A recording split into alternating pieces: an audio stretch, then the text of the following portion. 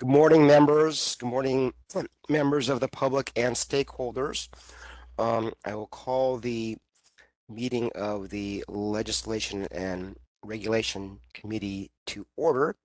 Why don't I go through and do a roll call to establish a quorum? Member Yu, Present. I know Member Linden is absent today. Member Garcia? Present. Thank you. And I'm Mark Mordomi, the chair of the committee. So we have a quorum. Let's move to the next item.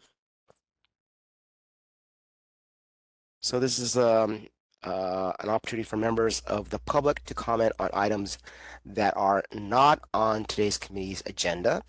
For items that are on the committee agenda, we will allow you to speak on those items. So there's no need to speak on public comment for items that are on the agenda. This is for any comment on items not on the agenda. So, Madam Moderator, would you open the queue, please? All right, this is the moderator, and at the direction of the committee, I've opened up the Q&A feature for public comment. Members of the public, if you would like to make a comment for items not on the agenda, please click the Q&A icon located at the bottom right-hand corner of your WebEx screen, or use the raise hand function. And it looks like we have a request from James Deerdorf. And James, you'll be given 2 minutes to speak and a 15-second warning. Please click the unmute me button when the prompt appears on your device.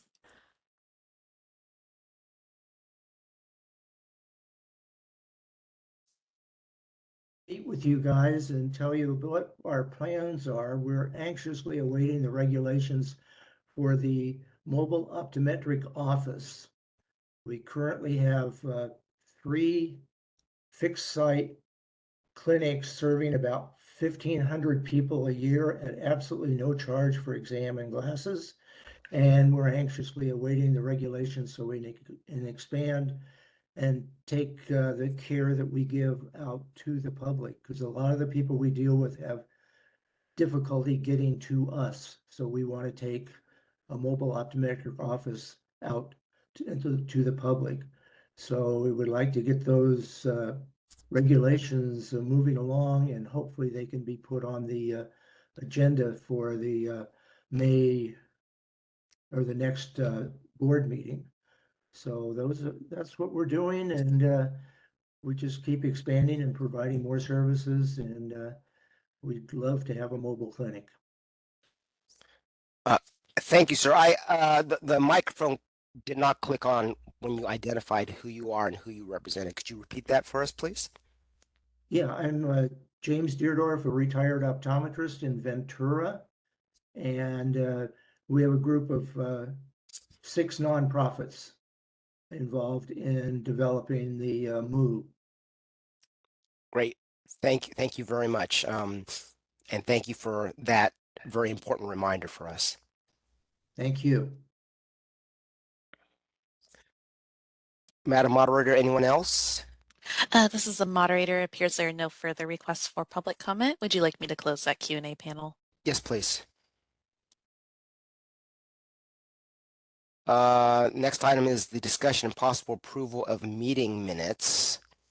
I note, looking at the minutes, that none of the current members were in attendance at that meeting. I don't think that causes a legal problem, because we do have the power to approve them as long as we are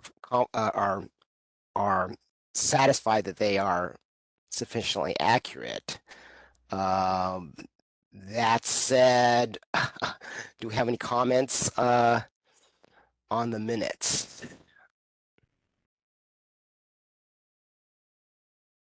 No comment. Okay. Executive Director Executive Officer Pruden, should I just see if we can get a motion to get these approved, and then perhaps ask Miss Linden to look at them too, and if we have to rescind this action, or I don't know. Any suggestions?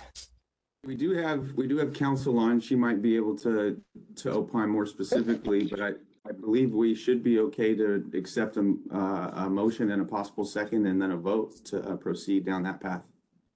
This is Brittany. You do not have to have been present for the particular meeting that you're approving the minutes for. If you do feel more comfortable having Miss Linden on, since she was, I guess, present at that meeting, you can just wait and hold this over.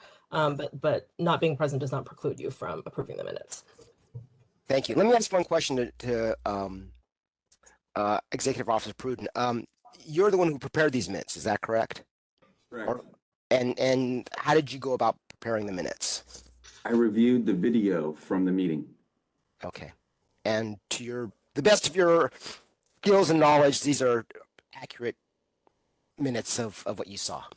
Correct. There were no minutes produced for that meeting in preparation for this meeting. So I reviewed the minutes, or excuse me, the meeting in its entirety a few times, and then produced the minutes in that way. All right, thank you. I think I can, Brittany, can I, as chair, can I move to approve the minutes? Yes, you can make the motion. All right, I'll make the motion to approve the minutes. I need a second. And that was member Yu. Yes. Let me call the roll. Member Yu. Aye. Member Garcia. I vote aye. And I vote aye as well. All right, thank you. Let's move on to the next item, which I believe, hold on. Oh, it's the DEI item. All right.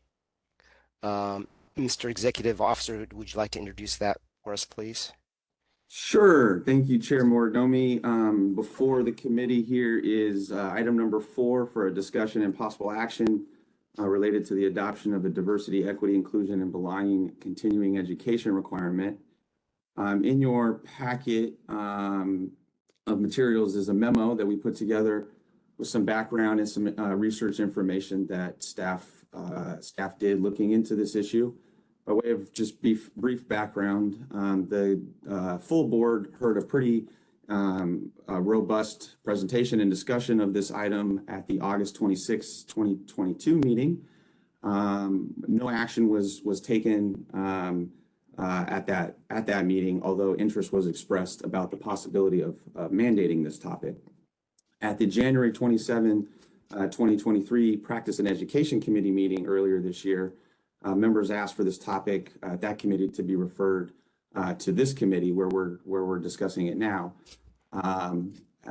with again the possible statutory or regulatory requirement being pursued to mandate this as a topic. So in the memo that we put together, we've provided some brief background on what the existing requirements are related to continuing education.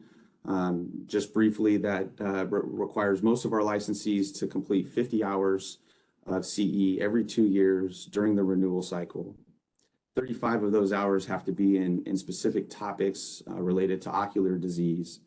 And if you're glaucoma certified, you have to take 10 hours toward glaucoma topics. So those are the current requirements. The board is presently pursuing a regulatory proposal to amend the existing continuing education requirements. And that regulatory proposal has been noticed by the Office of Administrative Law effective 1 week ago today, on April 14th. In those regulations, obviously this topic of DEI is not considered at the moment. In the memo, again, we've put together some information about recent efforts around the department, some recent legislative efforts in the past 1 or 2 years related to this topic have impacted a few of the department's bureaus and boards. Those have been done down the legislative route and then folded that requirement into the existing CE requirements. Those programs were Bureau of Real Estate Appraisers, the Pharmacy Board, and then the Professional Fiduciaries Bureau. All 3 of those programs received mandated cultural competency or implicit bias training pursuant to statute. It appears under the current law that all of our board's existing CE requirements are directly related to the practice of optometry. there are a few areas or topics where the board has the ability to take further regulatory action to mandate CE be taken in certain areas. And those topics would be child abuse or elder abuse. Those are permissive authority as it currently exists under the law that the board could pursue via regulation. So during staff research, one of the items we looked at was also whether we have any current board approved courses in these topics. It does not appear that anybody has applied for via the Practice and Education Committee a board approved course in these topics. Doesn't appear that there would be anything stopping them from doing so. We also looked at ARBO because our current regulations allow ARBO approved courses to be automatically accepted toward the CE requirements. And doing that research, we found around 30 or 40 courses that are currently ARBO COPE approved that would be acceptable at the moment. So in conclusion, what staff is recommending is that this committee consider pursuing this as a policy change. We think it's a worthwhile effort. There's a couple different ways that this could be pursued. It would probably be, in staff's perspective, advisable to have some statutory authority here so that when we pursue any regulatory changes, we have that authority behind us. And so the staff recommendation is to consider a legislative proposal for 2024 to encourage optometrists to take continuing education courses in diversity, equity, inclusion, and belonging topics. Happy to answer any questions and look forward to a committee discussion on the topic. Board members, any comments, I have a questions? question. What would be the practical impact of doing this by regulation versus statute? I'm assuming statute would be a lengthier period. Statute can be a little bit more nimble. I mean, if there was a bill right now, for example, it would take effect, assuming it was acted on this year, it would take effect Jan 1 of the following year. Regulations generally take around a year and a half. It's been a long road coming on the existing CE regulation that we just noticed. I think that's taken around 3 years before that ultimately was noticed. So regulation can have these kind of fits and starts. Statute provides strong clarity in terms of what we're allowed to do. So I think statute could be a little bit more nimble in terms of the speed, if you will. I mean, in terms of impact, not much difference in terms of whether or not we do this by regulation versus statute. No, I think there might be a question presently whether we have the regulatory authority to pursue this now, because we don't really have clear statutory direction. That's not to say that we couldn't pursue this via regulation. I just think that it might be a little bit less clear. Again, current statute in Business and Professions Code 3059 provides some language, for example, on the child abuse and the elder abuse topics that the board could then pursue via regulation to implement or mandate. We haven't yet decided to do that as a board, but we have that authority because statute provides it. So we're looking at this topic, staff is in a similar way, that it might be a good idea to have that statutory authority so that we can pursue it via the regulation. Okay. That's helpful. Thanks, Greg. Any other questions by members of the committee or comment? If not, I have a couple comments, and then I'd like to hear, I hope we have some public comment on this. One is, I'll quibble a little bit with the executive officer's introduction in that I think as I envision the CE requirements, I think they would be directly related to the practice of optometry, in that I feel that optometrists should know how different communities have different vision vision needs and different problems in accessing vision care. And I would hope that the DEI CE address that, which I think is directly related to the practice of optometry. I think what I hear from staff is that it's uncertain, or maybe we do not have the statutory authority to require these courses. However, I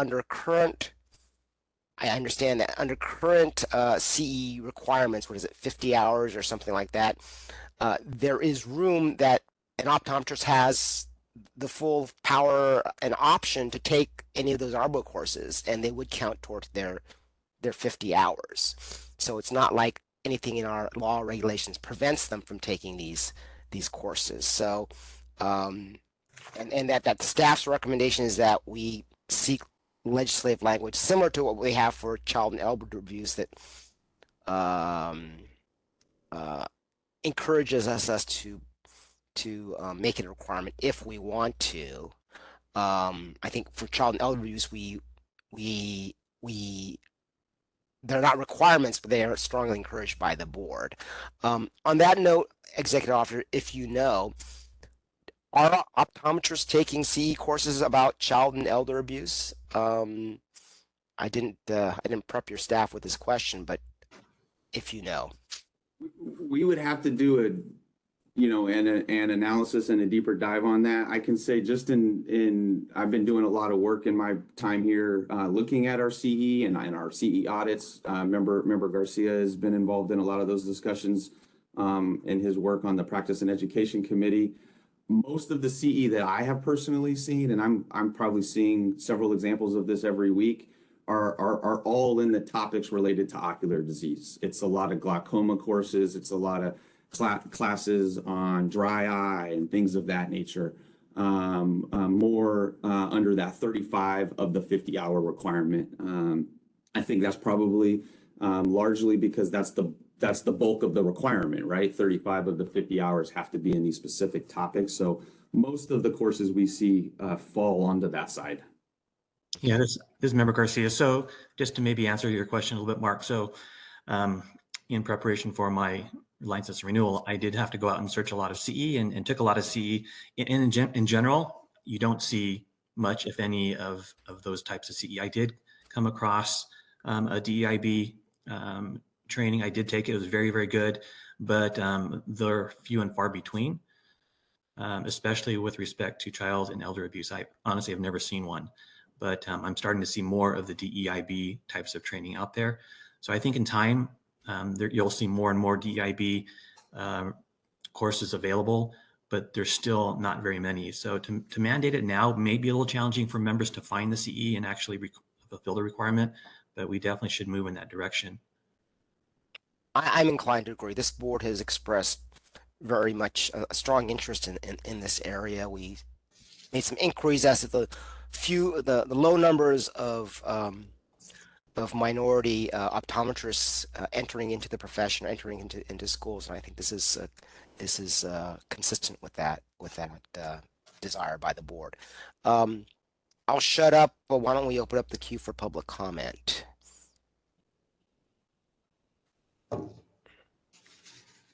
This is the moderator, and at the direction of the committee, I've opened up the Q&A feature for public comment. Members of the public, if you would like to make a comment on this item, please click the Q&A icon located at the bottom right-hand corner of your WebEx screen, or use the raise hand function.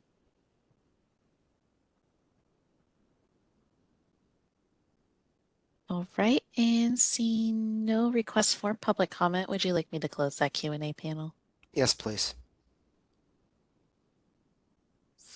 Okay, Mr. Executive Officer, what would you like our committee? Would you like a motion to move the staff recommendation to the full board?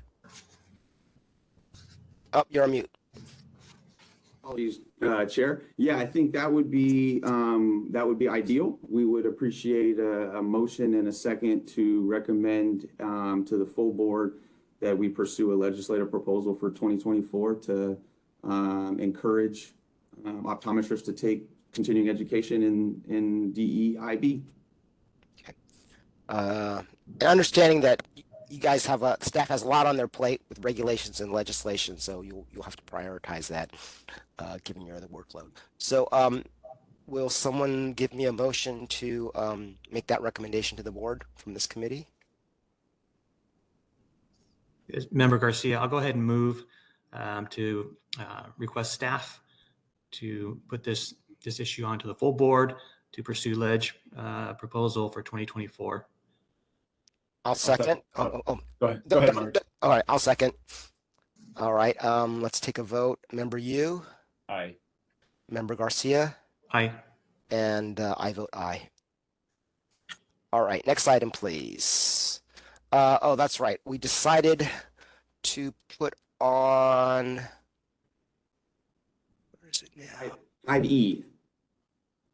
5E. The Medi-Cal Eyeglasses Prison Industry Authority. Mr. Executive Officer, are our speakers here for that?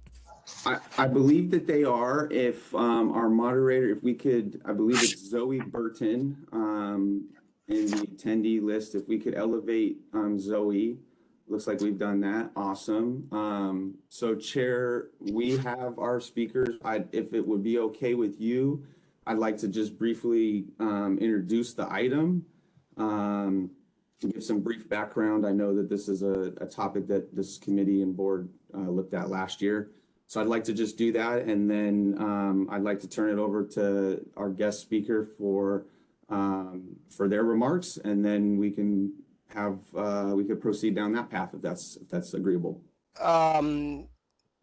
Yes, I'd like to actually get member comment before we get the speaker. Sure. The speaker is going to be part of public comment. Do we have anyone from the association in our audience that may want to also speak on this? Christine is here for. Okay, so other items. If she wants to speak, she can speak. Very good. All right, why don't you introduce it? I'll open the floor to our committee members, and then I'm sure the folks from the BIA will want to make public comment, and then any others are welcome to. So go ahead and introduce the item. Sure. Thank you, Chair. And again, appreciate our friends from Cal PIA joining us today. Looking forward to learning and hearing from them. But before the committee and members of the public, we have SB 340, which is by Eggman. The subject is Medi-Cal Eyeglasses Prison Industry Authority. The sponsor of the bill is the California Optometric Association. In your packet here, we've put together a brief analysis, including the author reason for the bill, description and brief background, and some analysis here. But just high level, this bill is substantially similar to SB 1089 by Wilk from last year, which was also sponsored by the California Optometric Association. Our board considered that bill last year, took a support position on it, but ultimately that bill, SB 1089, was gotten amended into a different topic, and the policy that this board had considered did not move forward. So Senator Eggman has brought this back this year as SB 340, again, substantially similar. And in your packet here, we have some analysis regarding the issue.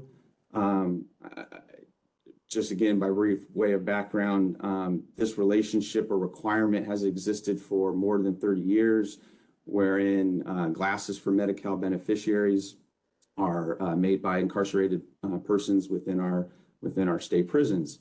And there's been some challenges that existed, I think, coming out of COVID, and the reason for the bill is stated by the author, and the sponsors were pointing to those issues and challenges regarding, I think, wait times and perhaps the quality of the glasses that were being ordered. So in the packet here, we've put together some information from our friends from PIA who provided some information regarding their data that speaks to these wait times. And Our staff recommendation is just neutral on this bill. Really want to hear from the committee members on the topic. I know that we have not yet had an opportunity to hear from our friends from Cal PIA or DHCS, and so I'm excited to have them here with us today to comment during the public side of this.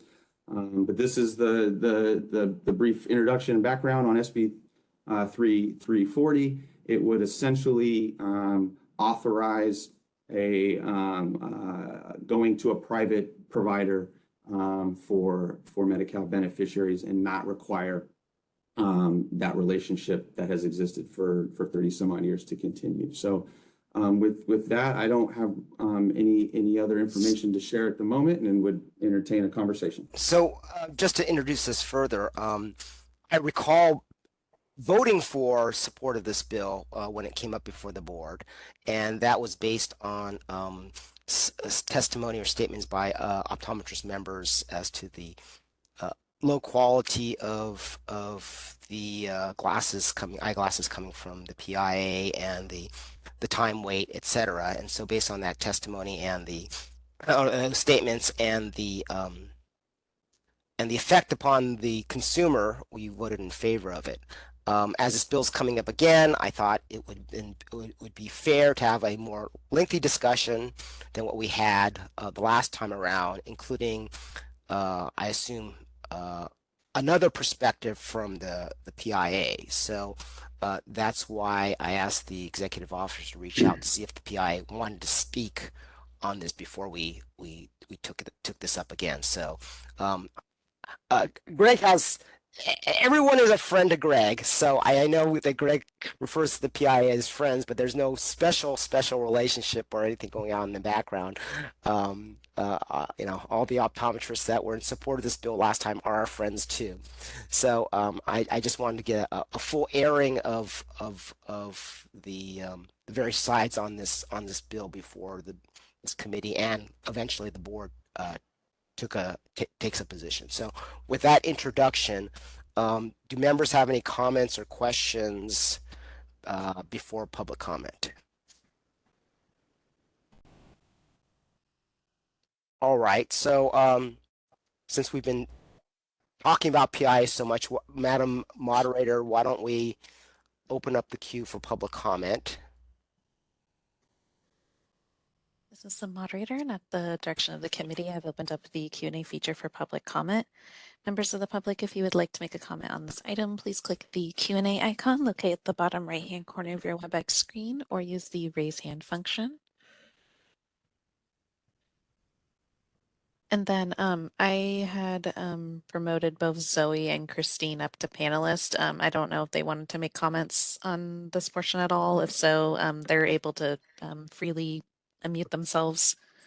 Okay, well, let's take them one at a time to keep order in this. Would our guests from the PI like to speak first? Great, thank you. We certainly appreciate the opportunity and the invitation to participate in this committee meeting today. My name is Bill Davidson. I'm the general manager of the California Prison Industry Authority. And with me today are Michelle Kane, our assistant general manager for external affairs, as well as Nicole Collins and Brad Smith, who are assistant general managers of our field operations. And again, very, very grateful for this opportunity to join you today and share with you the great work done in our optical labs to, first of all, provide eyeglasses for Medi-Cal patients, and number two, to provide an invaluable job training program in support of the rehabilitative efforts of hundreds of incarcerated individuals in our optical program. The mission of Cal PIA is to change incarcerated individuals' lives through innovative job training programs, and our optical is one of those job training programs that does truly change incarcerated individuals' lives, and our programs work.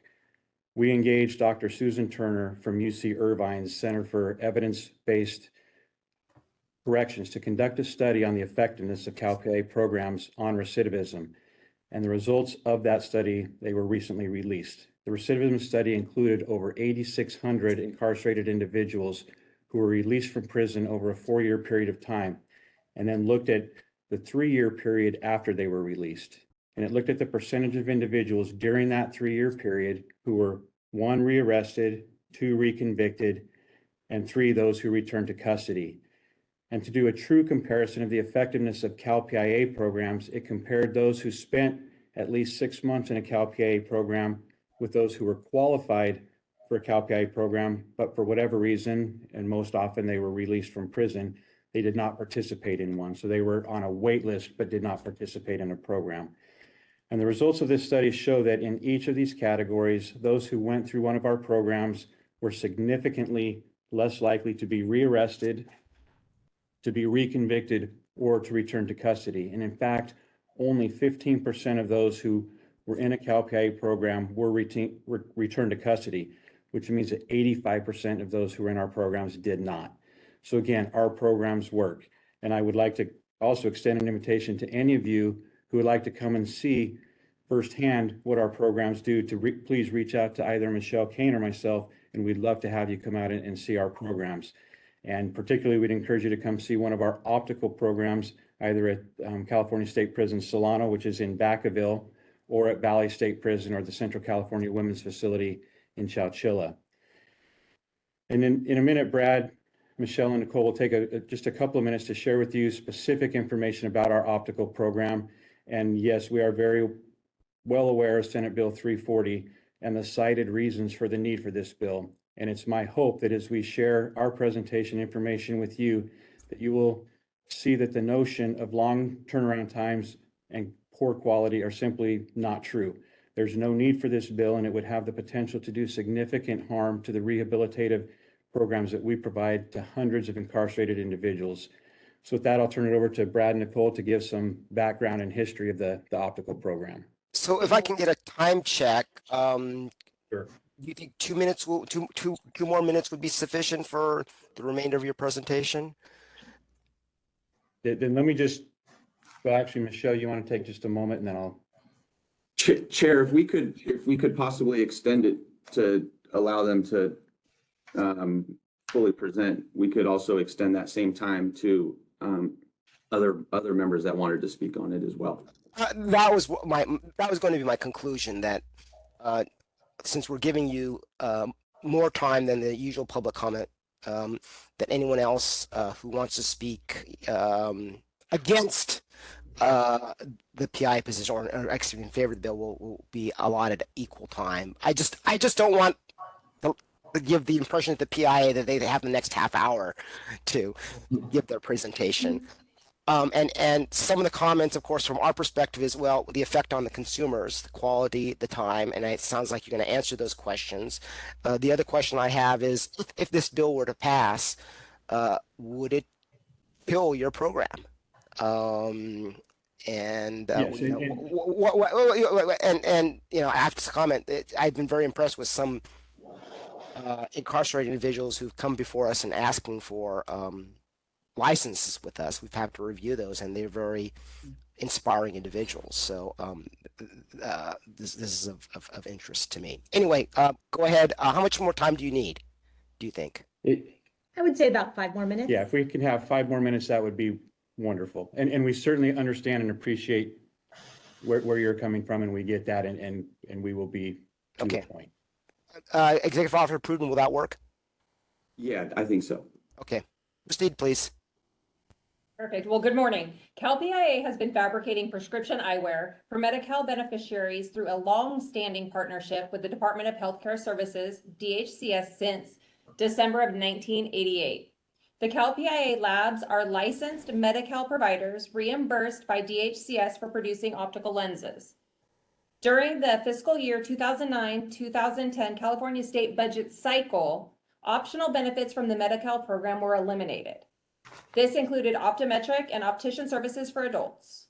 With the elimination of these benefits, CalPIA downsized the optical program and only operated a lab at our California State Prison Solano and one at Valley State Prison to provide eyewear to children on Medi-Cal up to age 21 and all persons on Medi-Cal in a skilled nursing facility or immediate care facility. CalPIA 2016-2017 budget included capital investments due to the anticipated return of the optional benefits for adult optometric and optician services. We begin a phased purchasing approach for new automation and expansion into the 2 existing optical labs. We also took steps to move towards an expansion project to add an optical lab at Central California Women's Facility to accommodate the increased orders anticipated from the restoration of the adult benefits. SB 97 restored optical coverage to all Medi-Cal effective January 1st, 2020. Construction of the new lab at CCWF was delayed due to the pandemic and actually began in May of 2021. We received temporary occupancy in August 2022. We were able to begin fabrication of prescription eyewear. We received final occupancy in February of 2023. CalPI has a targeted turnaround time of 5 business days for production. During a 9-year period from January 2011 to February 2020, the monthly average was consistently at or below the 5-day target. There were 2 months during this 9-year period that our average turnaround time exceeded 5 days, but the average was only 1 day over the average target for those 2 months. So let me just jump in here real quick again and cut to the chase here. So obviously, and I think this was alluded to in the introduction to this, during the COVID pandemic, we acknowledge our turnaround times were impacted, as were turnaround times across industry around the world. We were not unique in that. Our turnaround times were impacted. However, since June of last year, our turnaround times have been at or very near 5 days. And in fact, in March, this past month, our turnaround times were averaging 4.4 days. This past week, and we track our turnaround times on a weekly basis, this past week, we were actually below 4.4 days for the average turnaround time. So the notion that it's taking us a long time to turn around these orders, yes, we acknowledge during the pandemic, that was the case. That is no longer the case today. It was not before the pandemic and will continue to be that way going forward. As far as the quality of the products go, we track our redo rates, the number of orders that are returned to us that have to be redone. Our redo rates are below 1%, which is my understanding is actually right at or even below the industry standard. So the issue of the quality of our products, yes, you may be able to find, instances where orders have to be redone, but those are really the outliers. It's not the rule, that's really the exception. And when we do get an order that has to be redone, that is the priority order. That comes in, that is the first thing we do, is an order that needs to be redone. So the issue of quality really is not an issue either. I don't believe that it's any different than it would be in the private sector fabrication of these glasses. So that's a little bit to address the statistics. And again, we do have data and statistics that support, because we track each order, the amount of time it takes to process and whether or not we have to redo that. So we can provide you, the month by month actual data on both the turnaround times and the redo rates. And then just real brief, I'd still like Michelle to just take a moment, because you asked Mr. Chair about the impact on the program. If this bill were to pass, would it impact our programs? And absolutely it would. We have hundreds of incarcerated workers in this program, and it would absolutely affect their ability to be involved in a PIA program, to ultimately be part of that 85% that does not come back to prison. And so, and that's true. And we have hundreds of success stories. When you come inside our optical labs, you will see, the pride, the hard work, the dedication that these guys are. They are so happy to be there. They work hard for these industry accredited certifications.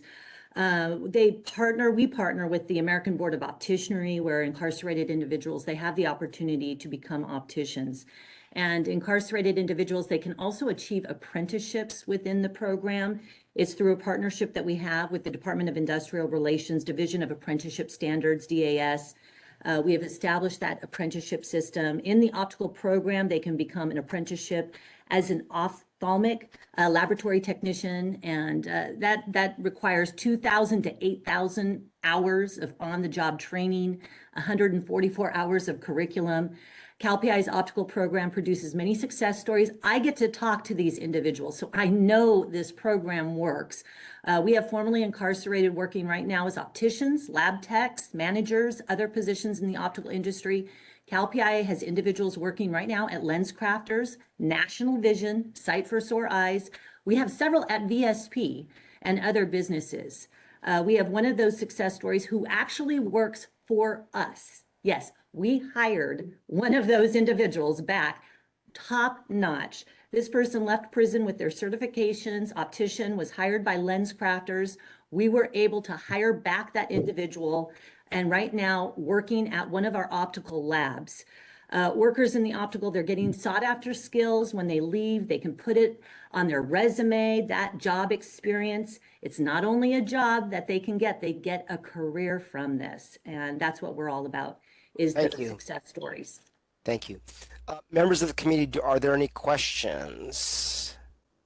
This is Member Garcia. I do have a couple of questions. So just for full disclosure, I'm an optometrist in private practice for 30 years. I do accept Medi-Cal and have for my entire career. And I will always accept Medi-Cal because I think that's our responsibility to take care of that population.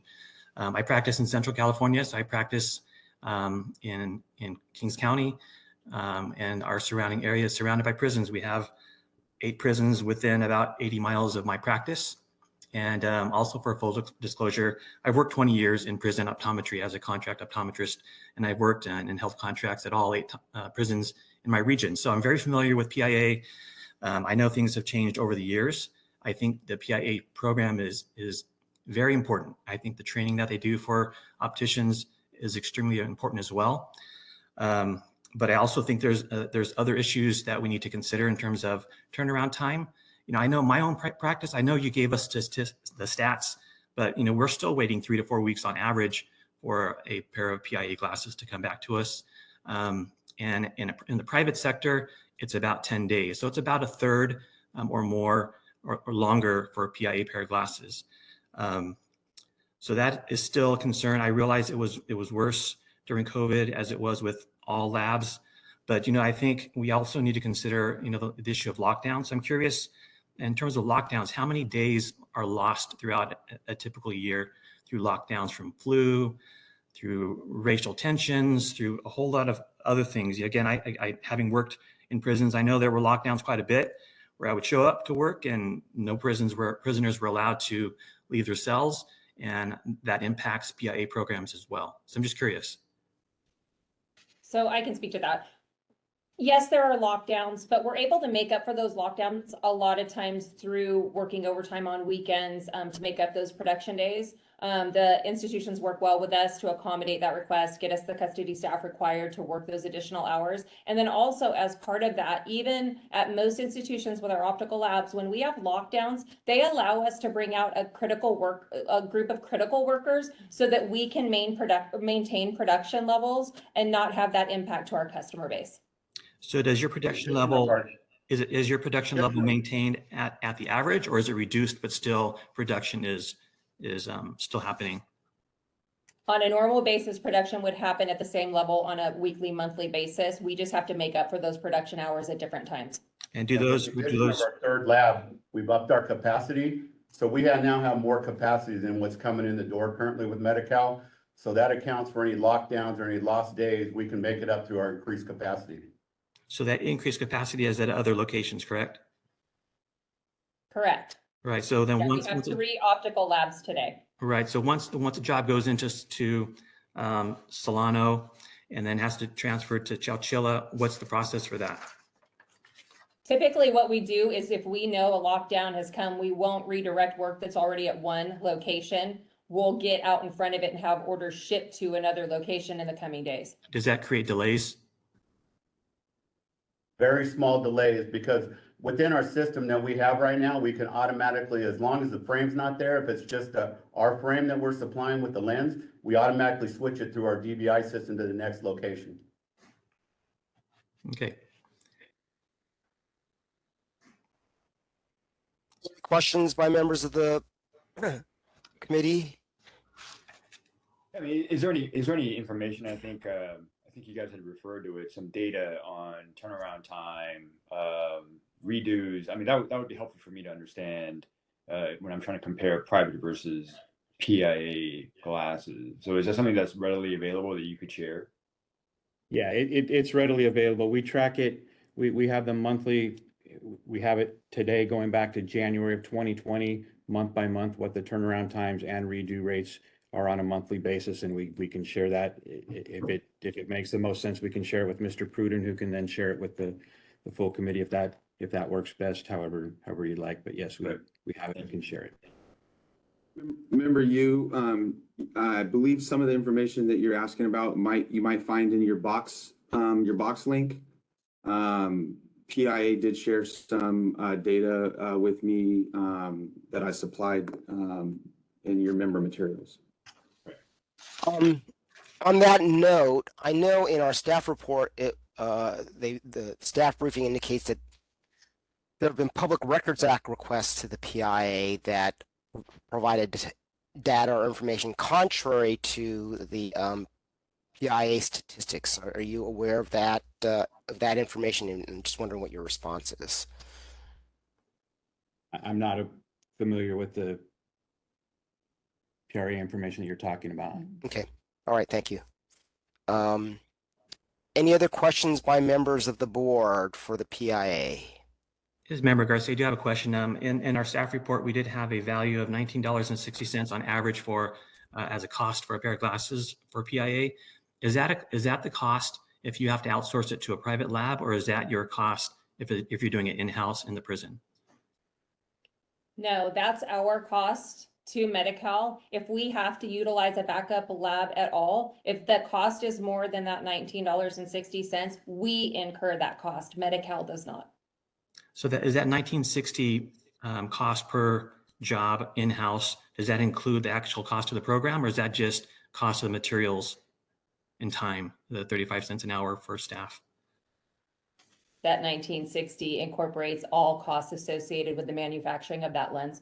Okay, so again, just going back to my own experience, our private lab, which it's Zeiss, our average is $15 for jobs, and we realize that these jobs are averaging between single vision and bifocal. That's the majority of PIA's production, but in the private sector, it's even less. So again, I don't have any issues with PIA. I think it's important. I'm not proposing that we stop using it at all. I think we should continue using it. It serves a great purpose. But I think by opening it up to the private sector, it's going to decrease the turnaround time. Again, in my own private office, it's taking 3 to 4 weeks for Medi-Cal, and it's been much longer in the past during lockdowns and pandemics. But the cost may actually go down and not up to outsource. And what I'm proposing is outsourcing it to labs, to optometrists that are providing the services in their own office. We all know that you can go to Lens Crafters and have a pair of glasses made, within the day or within the hour. Those things, there's just a lot of possibilities out there if we just allowed that to be outsourced. Well, one thing that I would invite and encourage you to do is to reach out and have a conversation with Department of Healthcare Services, who administers the Medi-Cal program, and get their insight and perspective on those issues as well. Sure. That would be something I would encourage you to do. Thank you. I'm a public mayor, not an optometrist. I assume there's a customer service number that an optometrist call, as you would in the private sector, and have someone to yell at and say something is late or something was improperly made. Absolutely. Yep. Yes, we have a 24-hour, well, not a 24-hour hotline, but we have a hotline that you call in that we get back to you usually that same day. There's also avenues for you to send in an email for us to take a look at. And then we also have an escalation process that goes all the way up to the Department of Health Services, which today, nothing has reached that level. Okay. All right. Thank you. I'm going to have to cut you off in interest of time. Madam Moderator, do we have any other folks that want to comment? I don't want to put anybody, particularly the association, on the spot if they do not want to comment, but I want to make sure we have a robust, full and fair discussion of this issue. I'd like to make a comment if that's possible. This is Christine Schultz. Yes, please. Great. Christine Schultz, Executive Director for the California Optometric Association. Thank you so much for the opportunity to talk about this issue. I've been the Executive Director for just a few years, but I started the association. It was in 1996, and I remember getting phone calls, answering the phone, and getting phone calls about the PA all the time. This has been a problem for years. And it's leaving our children, our patients without the ability to see while they wait for their eyeglasses. This is not a new issue. This is something that has been a huge problem. With the quality has been an issue. The fact that you lose frames, you send frames in, you lose frames all the time. When there is a problem, when the redo happens, then you have to send it back, and it's another month to get your eyeglasses back. That 5-day turnaround time is just there's no way that it includes shipping, processing. It would be important, I think, for the PIA to track how long the whole process takes from where an optometrist sends the order in, and then how long does it take to get back? Because if you looked at that data, it would probably more closely match our survey that we did with our members. We've done a few surveys. The most recent one, 41% of optometrists had an average eyeglass turnaround time of 1 to 2 months. And then there's an additional 18% of our respondents say that it took over 2 months. And that's just in January 2023, so not during the pandemic. This has been a really big problem. And the other issue we have is there's no way to, there's complaints haven't gotten to the Department of Health Services because nobody knows how to complain. They don't know about your hotline. So it would be very helpful for us to have a hotline if that thing exists. The patients surely don't know where to complain. They go to the doctor. They go to the doctor and they think the doctor is screwing around with them. So we've had irate patients. We've had patients make, just so upset that their glasses are so long, especially during the pandemic. And the doctors had no way to respond and nowhere to turn. I mean, probably the #1 complaint on Yelp for optometrists is Medi-Cal patients who can't get their glasses on time. So, I mean, this bill is absolutely needed. We're not trying to kill the program. If they can do classes in 5 days, everybody will go through the PIA, but that's not happening. So, we really think that this bill is absolutely necessary. You talked about recidivism rate, and I'm sure that your other programs are great, and to make sure that people, don't go back to prison. But we did a public information request, and we looked at how many people, we asked the question, how many people actually get an ABO certification? We looked at the numbers. In 2021, it was 1 person. In 2020, it was 1 person, albeit that was during the pandemic. But in 2019, it was 7 people. In 2018, it was 4 people. 2017, 8 people. This is not a program where a ton of people are getting ABO certifications for, and we've asked also how many people actually got jobs. They've had no data on the number of people who actually got jobs out of this program. So I think that making sure that people on Medi-Cal get eyeglasses at the same rate as everyone else is an important issue, and it deserves, this bill deserves to pass. If you have any questions, I'll be happy to respond. Board members, any questions? Okay. Do we have any of the members of the public that wish to speak? Madam Moderator? This is a moderator. I've had the Q&A open this whole time. I haven't had any requests, but I'll go ahead and pause a moment just in case anyone who's on the line wants to make a comment.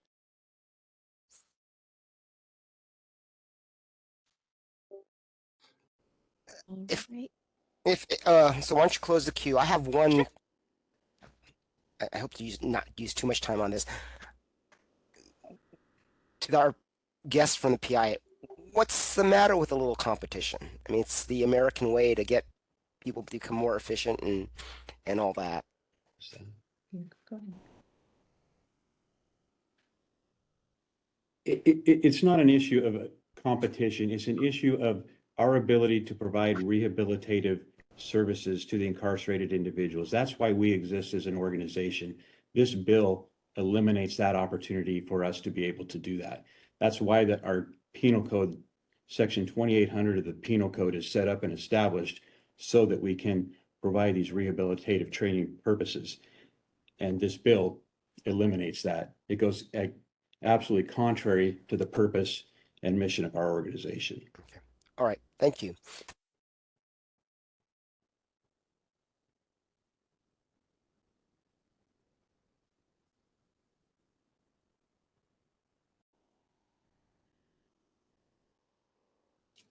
I'm sorry, I've been on mute. Board members, what would you like to do on this item? Madam Moderator, if you could close the public comment, by the way. It's closed. Okay, board members, what would you like to do on this item? I'm personally inclined to accept the staff recommendation of being neutral, but I am open to be convinced, and this is only a recommendation that we'll present to the board anyway. So the board will hear all this public comment again, I'm sure.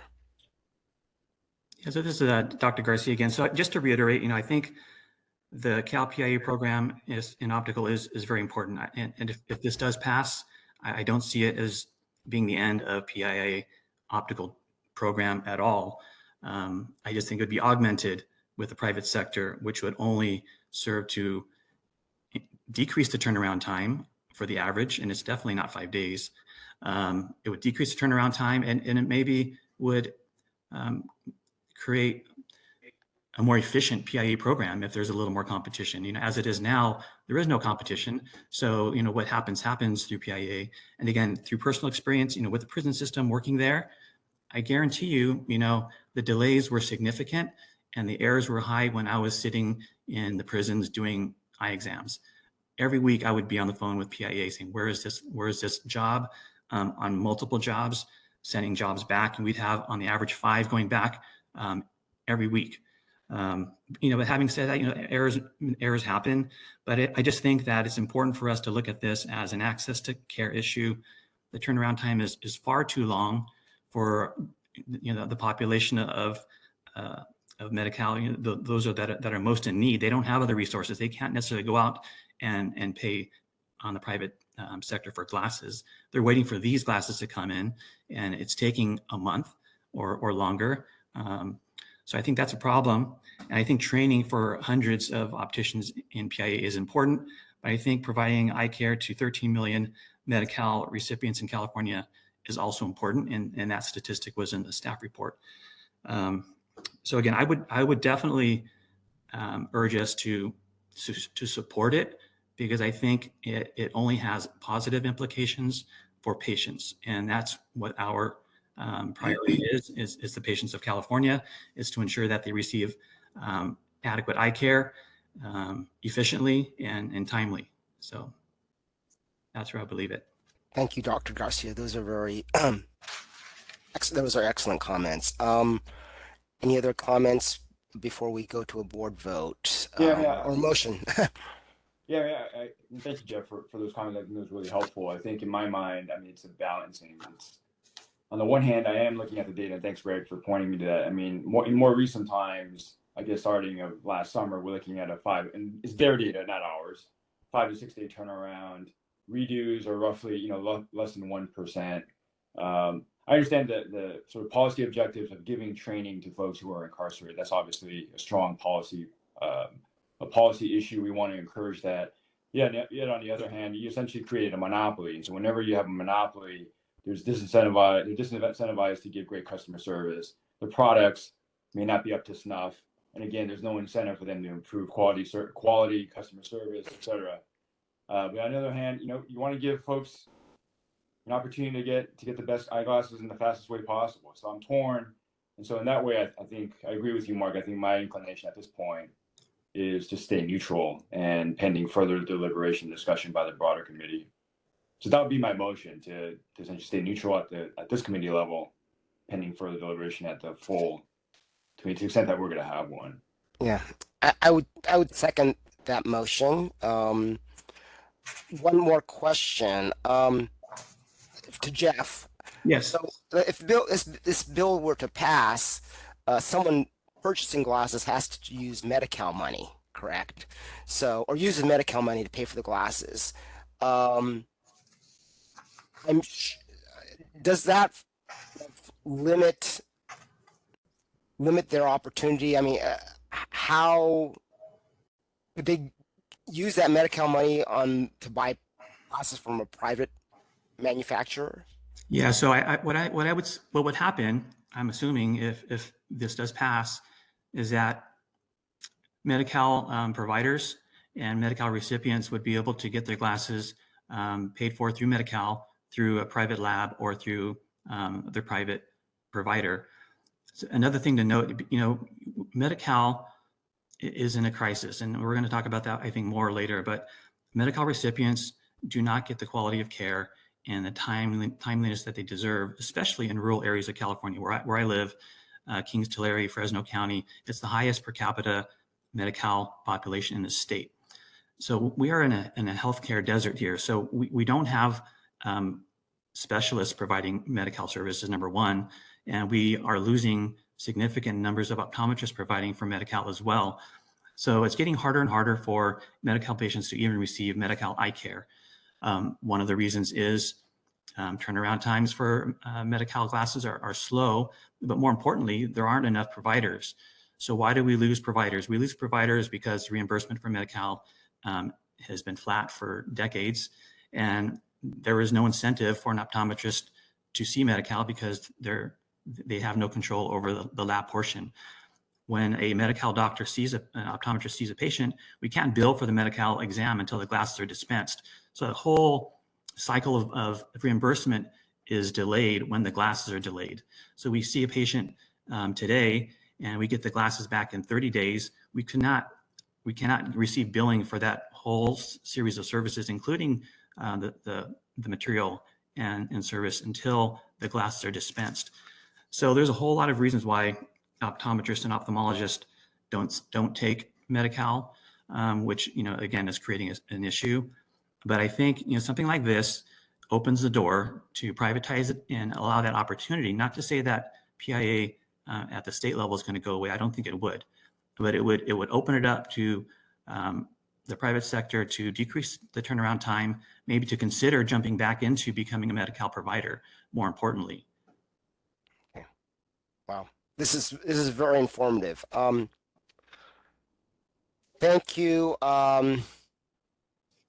I'd like let's vote on the motion. Chair Maridomi, this is Brittany. Given the pending motion and the ensuing discussion that has occurred, I'd recommend opening it up for public comment, probably with a time limitation that's clear. All right. I will open up for public comment. 1 minute for speakers if they wish to comment. Madam Moderator. This is the moderator, and at the direction of the committee, I've opened up the Q&A feature for public comment. Members of the public, if you would like to make a comment on this item, please click the Q&A icon located at the bottom right-hand corner of your WebEx screen, or use the raise hand function. All right, and seeing no requests for public comment, would you like me to close that Q&A panel? Yes, please. Let's vote. Member Yu. Aye. Member Garcia. No. And I will vote aye. Staff, when we make the recommendation to the full board, would you indicate the vote split so that they are fully informed of, this robust discussion, and to the PIA and to anyone else, the association who have testimony or data to submit that to Mr. Prudence, so we have any written materials before the board members before the board meeting so that we can study it further. May I suggest like a 3-minute bio break before we continue with the rest of the agenda? All right. So go and come back. Chair Mordomi, do we want to, and Brittany, do we need to identify a time to come back at, or? It doesn't hurt to. Did we say 3 minutes? So 10:07? Something like that, yes. Okay, 10:07. All right, bye.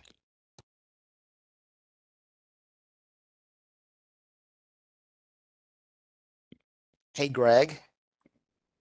Yes, Chair. We don't need minutes of this meeting for the full board meeting, but maybe in the staff report for the next meeting on that bill to put in some arguments for and arguments against in the staff memo. Is that doable? Yeah, I think we can do that. Yeah.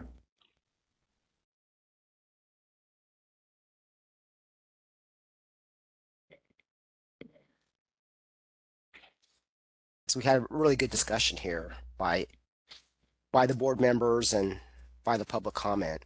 And Jeff, I just suggested that when this item comes before the board, that the staff memo include the arguments for and arguments against the bill that was kind of fleshed out in our Yes. discussion today, so that Great idea. everybody gets their thoughts. All right, it's 10:08. I'm going to open the meeting up again. And I think the next item we're going to turn to is the Scope Bill 1570. Executive Officer. Correct, Chair. We're going to move to item 5C, AB 1570 by Lowe, Optometry Certification to Perform Advanced Procedures. In your staff materials, or excuse me, committee materials, we've put together a memo for this bill. This bill is sponsored by the California Optometric Association. It is a reintroduction of the author's AB 2236 from last year, which was very, very similar to this current bill. That bill, AB 2236 from last year, was vetoed by Governor Newsom, and Lowe is back this year with, again, AB 1570. Essentially, what AB 1570 would do would expand the scope of optometry and enable most licensed optometrists to provide optometric services in California that's consistent with their full extent of their education and training. It would do so by authorizing an optometrist to certified to treat glaucoma to obtain a additional certification to perform specified advanced procedures pursuant to education and training requirements that would have to be developed by the board. The memo that we put together here speaks in some detail to how staff is interpreting this bill from an implementation perspective. And so we put together some information which you have in your packet regarding that. And I'd just like to go over a few of those items before we have a more robust discussion. But currently the bill requires a process to be developed by the board for board-approved courses of at least 32 hours. There would have to be an examination requirement for these courses. It's not clear who would be who would be administering that exam. But if the board would be in charge of that, we would need to develop regulations for that, certainly for the approval and design of the courses, but then also for the examination requirement. There's also some discretion in the bill to waive some of these requirements if an individual has passed a specific national exam. Given that the authority is permissive in the bill and it's discretionary, the board would likely need to develop regulations to actually put that in place. What would the process be for that waiver? Applicants must also complete a board-approved training program conducted in California. The bill specifies that the board is responsible for determining the percentage of required procedures that must be performed. So again, this would be regulations that would need to be developed to implement. The bill also requires performance of procedures completed by an applicant to be certified on a form, and the board would need to create and develop that form in regulation as well. There's also it appears to be a second form that must be submitted pursuant to this process as well. That would also take regulations to do. Some bigger impacts to the bill, as it's currently written, are that the bill would require optometrists to monitor and report on either a form or an internet-based portal at the time of renewal or upon board request, the number of and types of procedures performed and the diagnosis of the patient at the time that procedure was performed. Staff, in looking at this, we're unclear whether there would be any, the bill certainly doesn't say that there's a specific requirement at the moment, but we're unclear whether there would be some expectation to review or otherwise audit the information that is provided at that time of renewal. The bill further requires within 3 weeks of any adverse event that this outcome be reported to the board and then requires the board to timely review and make certain enforcement type decisions pursuant to that review based off of the information that we received. All of these impacts would require regulations and significant resources to develop a process to receive and then review these reports.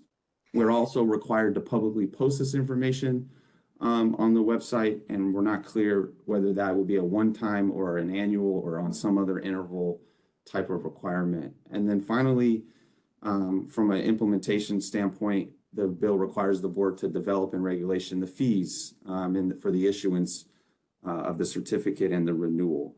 Again, this would require regulations to actually determine and set that fee. So staff in our memo that we've put together here are really just trying to point out some implementation items.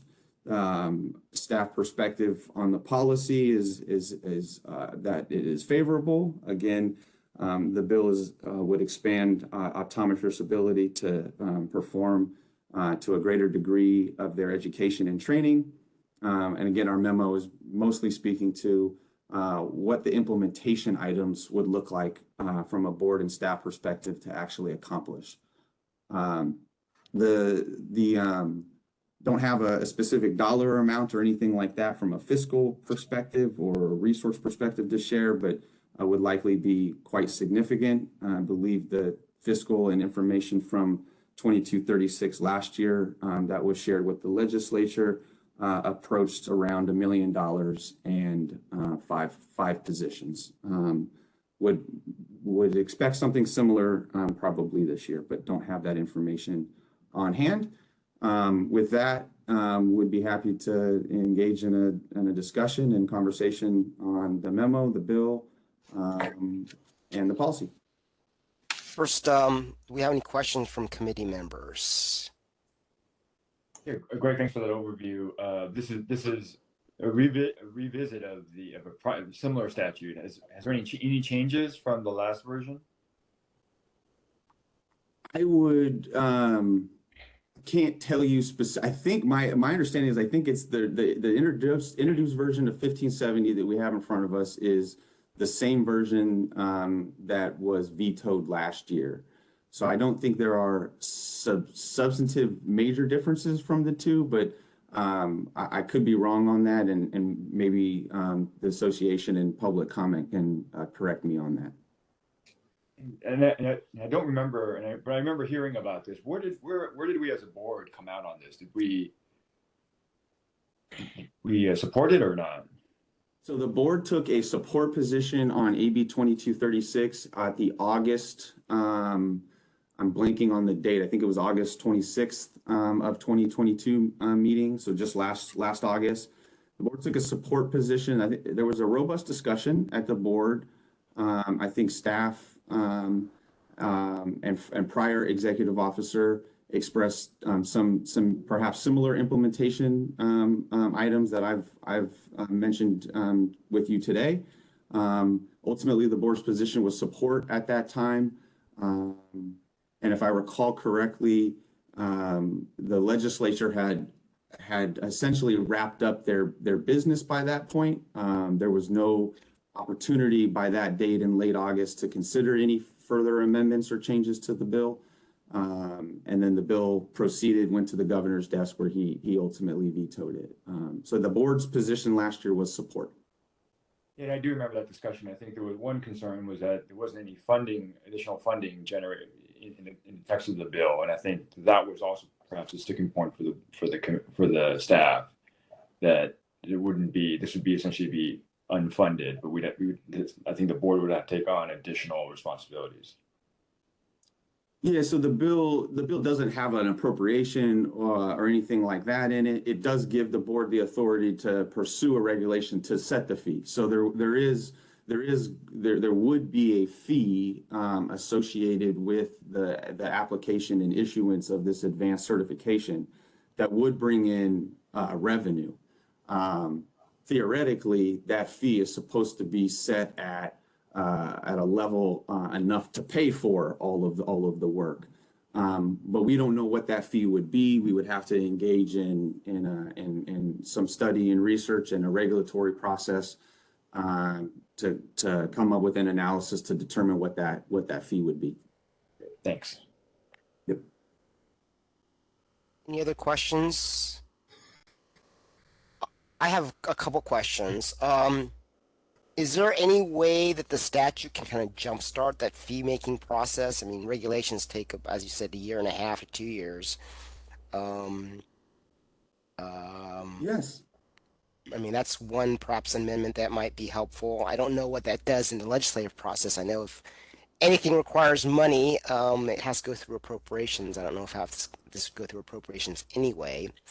You listed a bunch of forms that this statute, the scope increase would require the board to generate.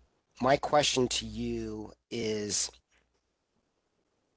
are these forms, are these additional regulatory steps on the Board of Optometry's part really necessary? I don't want to kind of over-regulate this just to make more work for us. And I mean, if we don't have to issue more forms, the better. And then my last question is, I know the governor's veto was concerning the disparity in education of an ophthalmologist and an optometrist to do this surgery. Has that been addressed by this bill?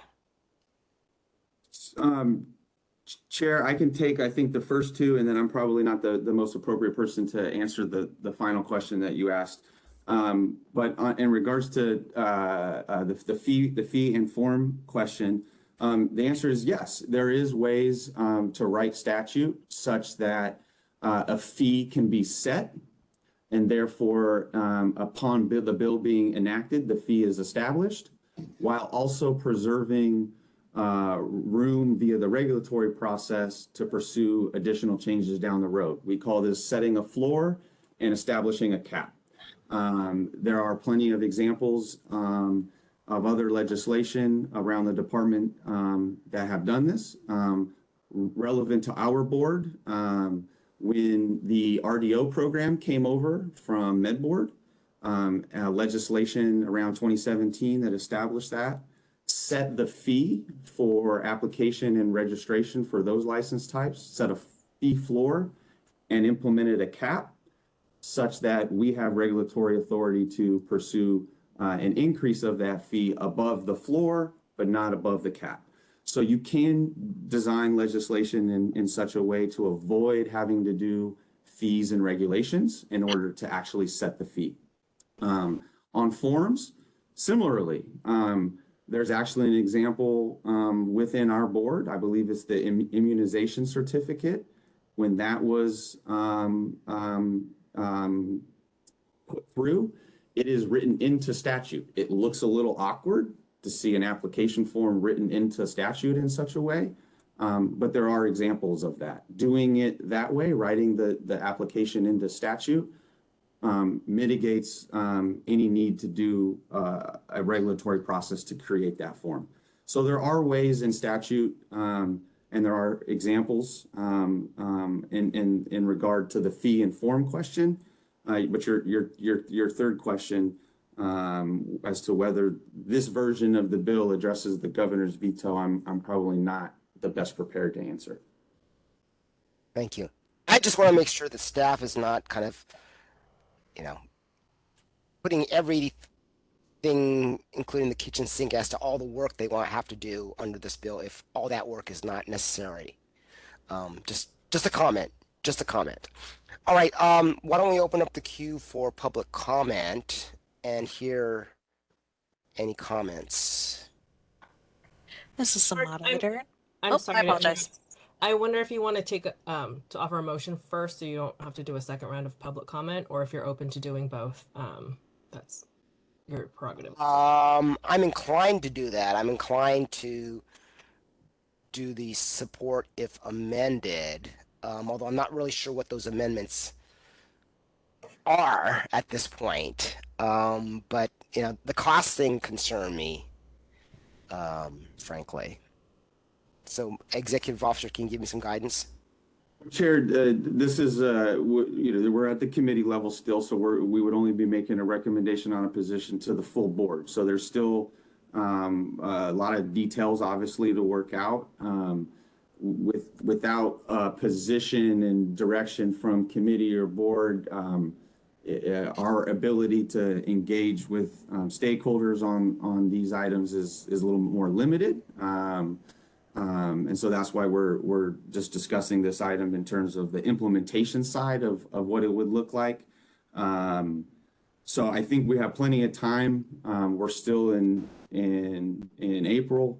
We have plenty of time to engage. I think one of the things we're trying to do, Chair, is the first time this board, our board, heard 2236 was at that August meeting last year. Okay. So what direction do you want from this committee, or what action do you want from this committee?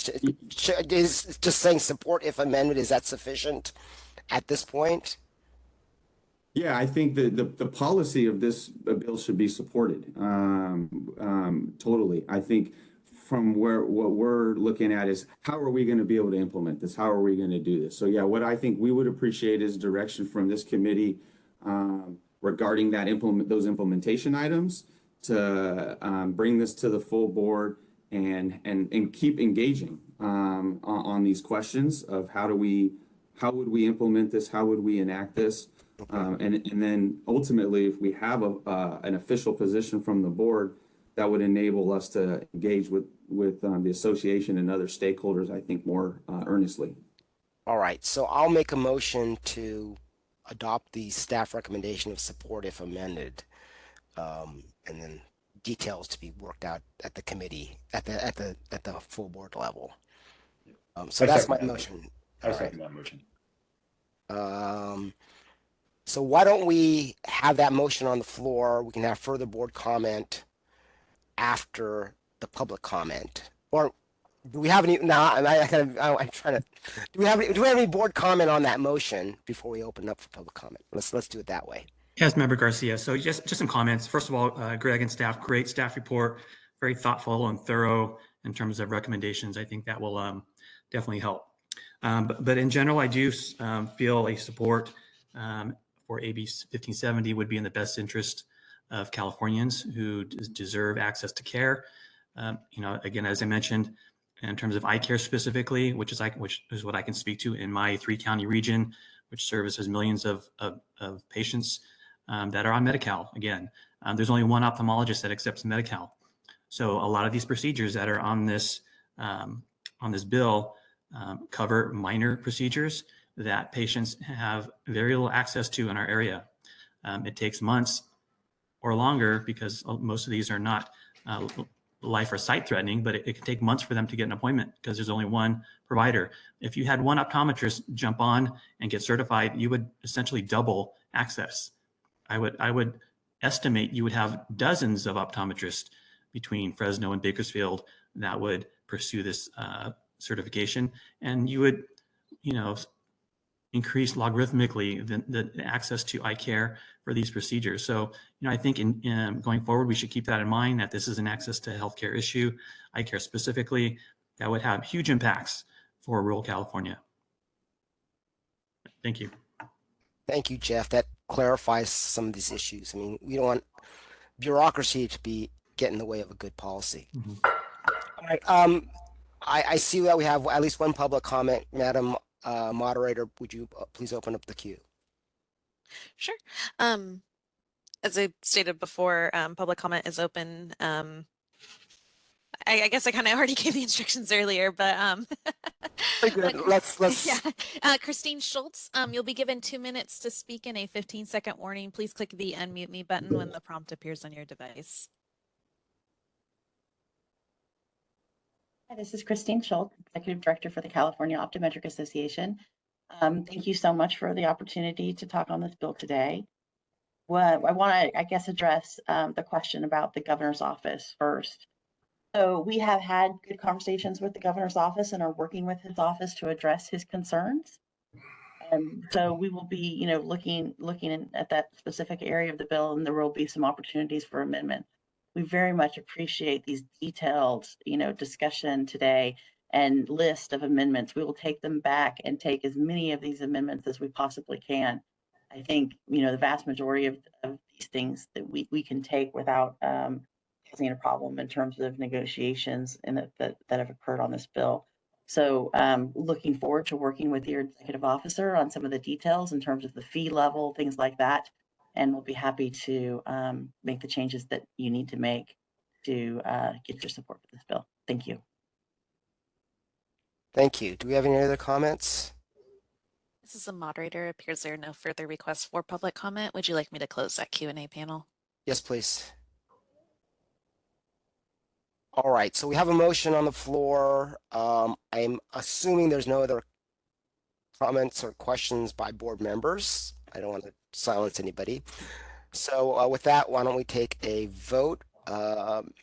And I recall the motion was to support if amended. Member Yu? Aye. Member Garcia? I vote aye. And the chair votes aye. All right.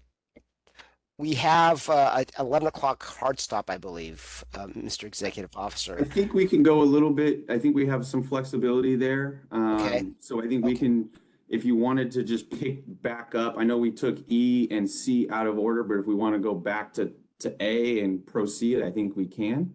All right, let's hit 5A, please. And make your comments brief, Greg. I will try my best. So we have item 5A before the committee. This is AB 1028 by McKinner, reporting of crimes mandated reporters. This bill would, on and after January 1 of 2025, eliminate the mandate, the requirement that health practitioners report to law enforcement when they suspect a patient has suffered physical injury caused by assault or abuse. It would replace that requirement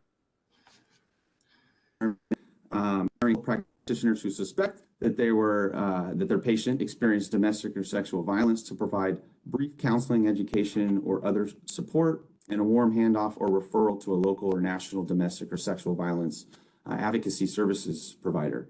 This bill is a reintroduction of AB 2790 by Wicks. Last year, that bill was held in the Senate Appropriations Committee.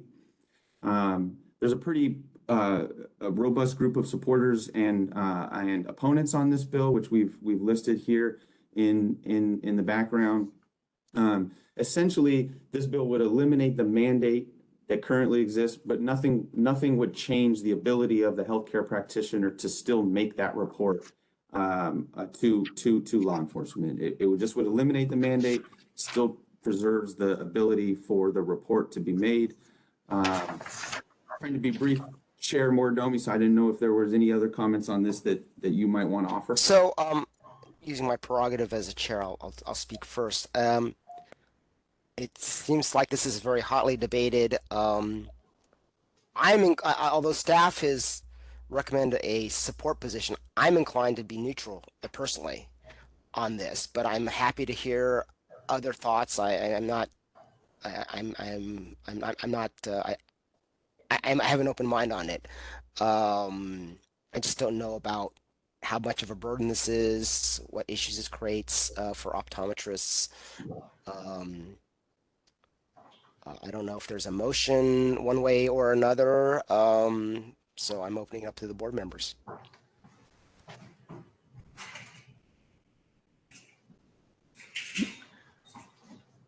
Hey, good morning. This is Member Garcia. So I do have a couple comments. So I think this, has been in place for as long as I've been in practice.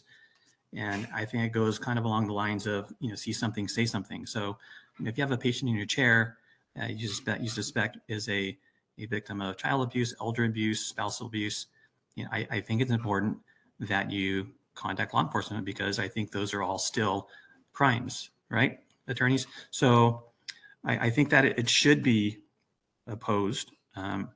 I would also support a neutral, but I don't think it should be supported because I think that goes counter to what we should do as healthcare providers that are looking out for the health and welfare of our patients.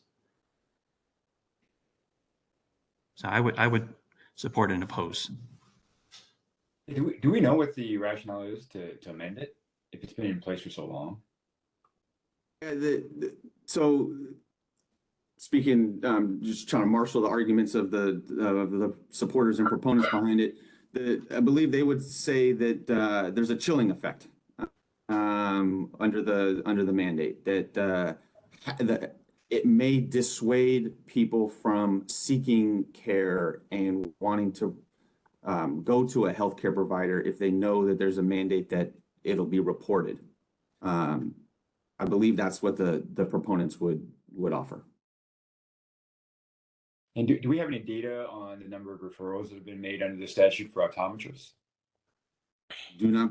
I do not believe we would have that data readily Yeah, that's available. probably not even a data point that would be publicly available.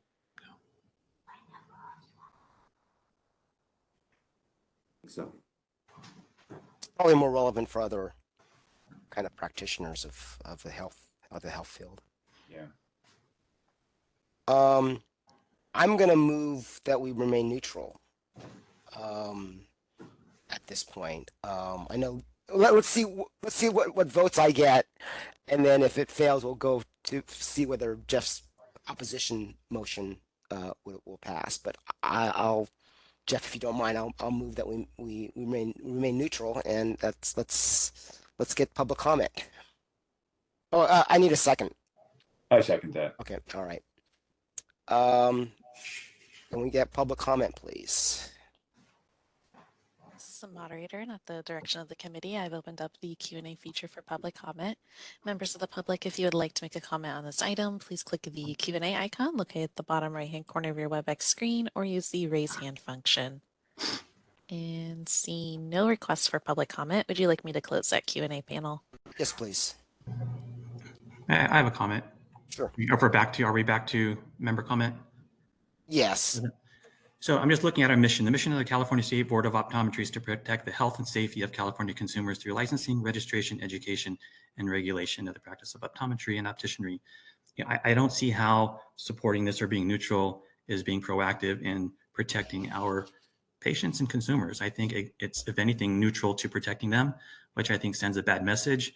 Worst case, it's not protecting them at all. I don't know why a healthcare provider would struggle with reporting a suspected abuse of a patient.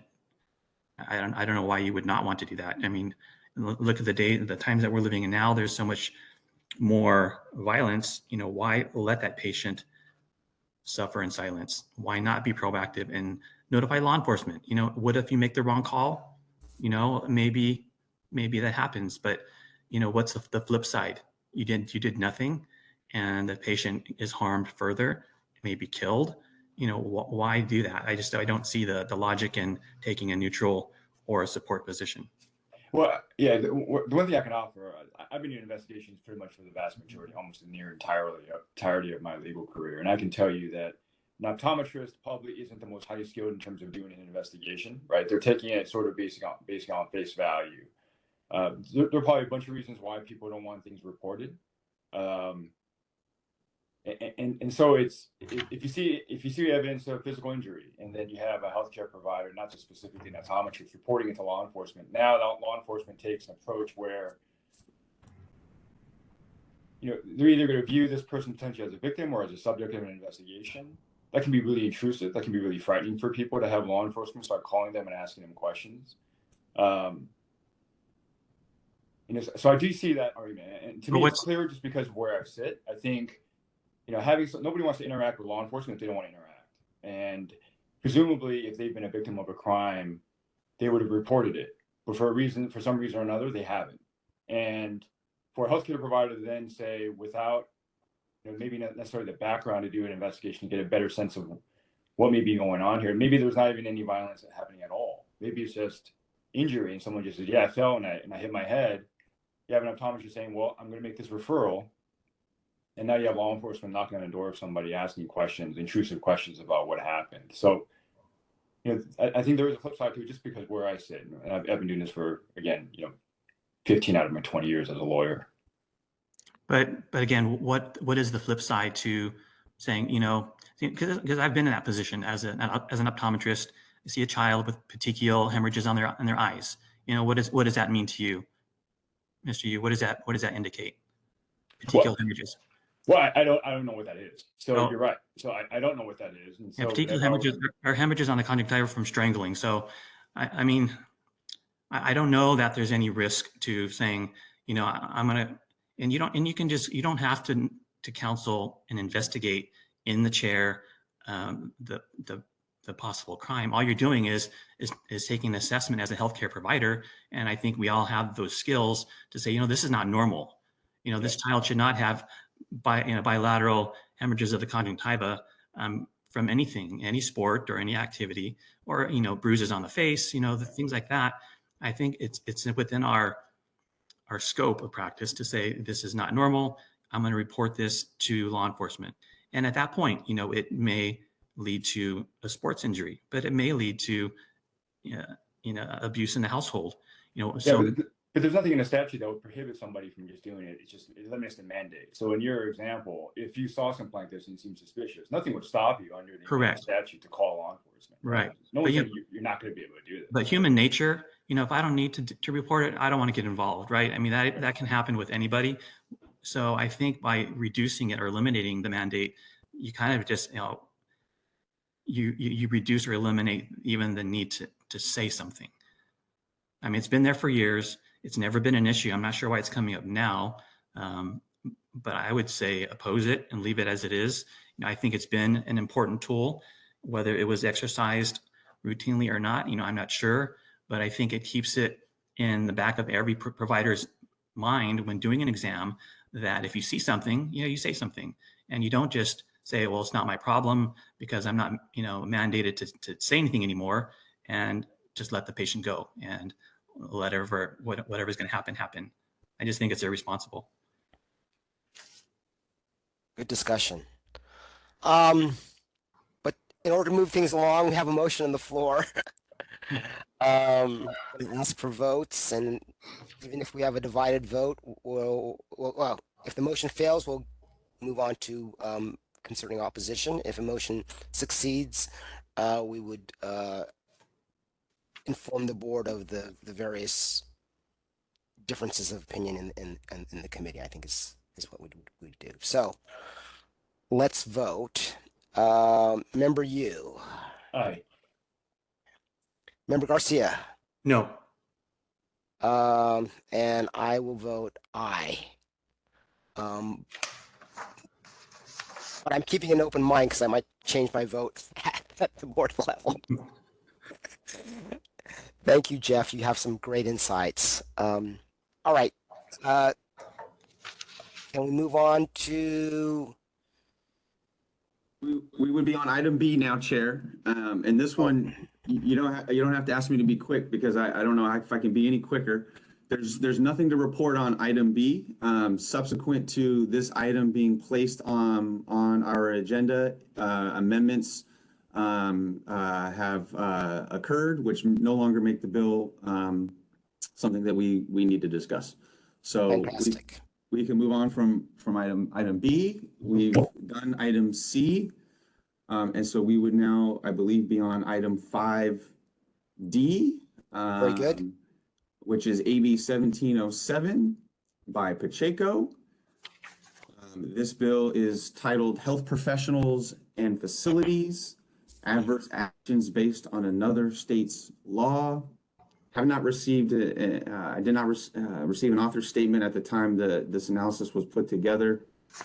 But the description of the bill, which we have in the packet here, is it would prevent our board and all healing arts boards under the Department of Consumer Affairs from denying an application for a license or imposing discipline upon a licensee solely on the basis of a civil judgment, criminal conviction, or disciplinary action in another state that is based on the application of another state's law that interferes with the person's right to receive care that would be lawful in California. There is an exemption for civil judgments, criminal convictions, disciplinary actions that would also be illegal or exist under our state laws. You know, we've put this on the agenda here. I don't think that there's probably a massive or huge impact to the practice of optometry as it relates to this bill. But But the background on this issue is we've seen a national conversation occurring recently and over the last little while regarding to healthcare access for abortion and reproductive rights, as well as for gender affirming care. And we're seeing actions taken in other states that place in jeopardy providers' licenses and other potential impacts. And so we're seeing a few bills in California trying to address these issues. And that's, I believe, sort of the background and purpose behind this bill. Again, believe that any impact of this bill would be pretty minimal, probably, to the practice of optometry. I don't think optometrists are involved in abortion care, for example. But I think that if there is any impact at our level, what it would look like is our normal process. As part of our normal licensing process, all of our applicants are fingerprinted and background checked. And if anything resulted from that background check, we would do our due diligence to examine what exactly that was. And if this bill was in place, we would make a determination that whatever that item was that popped up on the background check that doesn't count for essentially under purposes of this bill. So we've brought this one forward to you because we think a lot of our healing arts boards in DCA have been talking about this and considering it. Again, think the impact to optometry is minimal, but that's the background and the staff update on this item. Since we don't have an author statement yet, is it ripe for us to take a position on this? Well, you've presented to us, so I guess it is ripe enough. But all right. Do we have any comments by the board members? Jeff, you're on mute. I'm sorry. Yeah, only comment I would have is I would support as staff recommended. I think it makes sense. My only other question is, Greg, you said there are other bills out there. Are supporting this kind of water down any support for another bill? I guess it would not. Is that? Yeah. No, the chair, the time period that we're in, right? When we were putting together this meeting and preparation for it, a lot of bills were being introduced and amended. There is I don't have the number in front of me, but I will be bringing it to either this next committee meeting or the next board meeting. There is a Senate bill that's essentially a companion bill to this assembly bill. I think it's a little bit different. It does a few things differently, but that Senate bill that I'm referring to was not on our radar at the time we were putting this together. So as developments are happening, we will bring that information to this committee and the full board. Thank you. Yep. Member Garcia, if you make your recommendation into a motion, I will support that motion, and we can open up the queue for public comment. Oh, you're on mute. Member Garcia here. I would move to support the bill. Support bill AB. I was looking for the bill AB 1707. Okay, I second. Madam Moderator. This is the moderator, and at the direction of the committee, I've opened up the Q&A feature for public comment. Members of the public, if you would like to make a comment on this item, please click the Q&A icon located at the bottom right-hand corner of your WebEx screen, or use the raise hand function. And seeing no requests for public comment, would you like me to close that Q&A panel?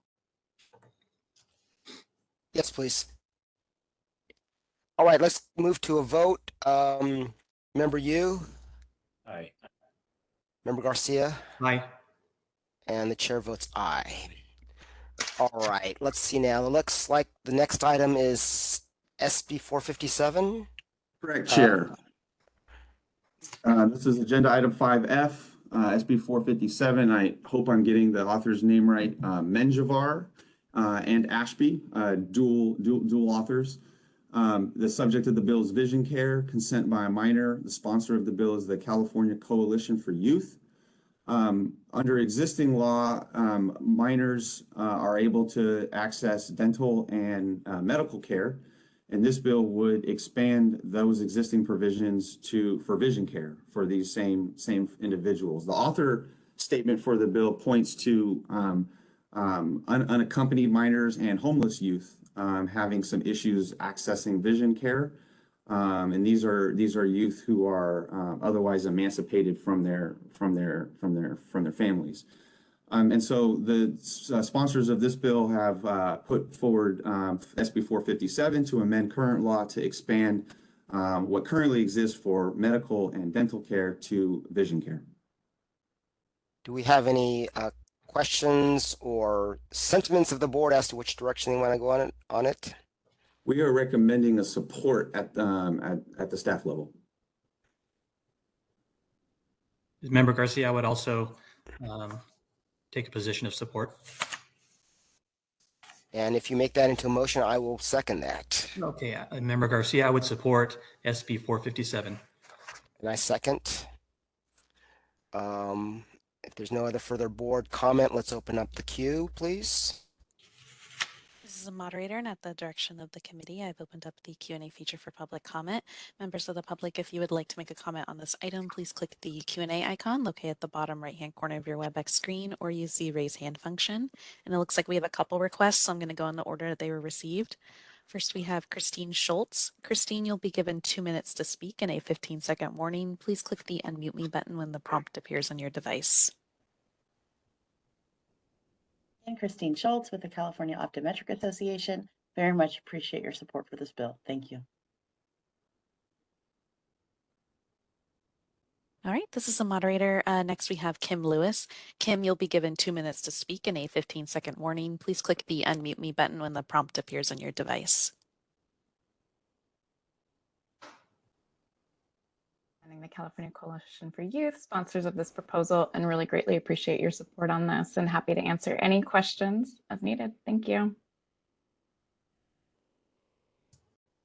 All right, this is a moderator. It appears there are no further requests for public comment. Would you like me to close that Q&A panel?